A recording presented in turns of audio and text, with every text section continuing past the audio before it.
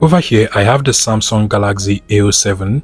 This is Samsung's newest budget entry smartphone. And if you've been wondering whether the Samsung Galaxy A07 has Smart View, then take a look. If you swipe down through this notification center of your Samsung Galaxy A07, you're going to notice that from the top over here, there are other features like the hotspot, the quick share feature, but we cannot find the Smart View feature from over here. Also, if you search from the settings of your Samsung Galaxy A07, so if you come here and search for Smart View, you're going to find out that we also do not have the Smart View feature from over here. There is a Smart Store, there is a Smart Switch, and there is a Smart Things. But again, Samsung did not include the Smart View feature on the Samsung Galaxy A07. And so the simple answer is no, there is no Smart View on the Samsung Galaxy A07. However, this does not mean that you cannot screen mirror on your Samsung Galaxy A07 to any TV. If you still want to screen mirror your Samsung Galaxy A07 to your Android or your Google TV, you can go over to the Google Play Store, get the Google Home app, which is actually a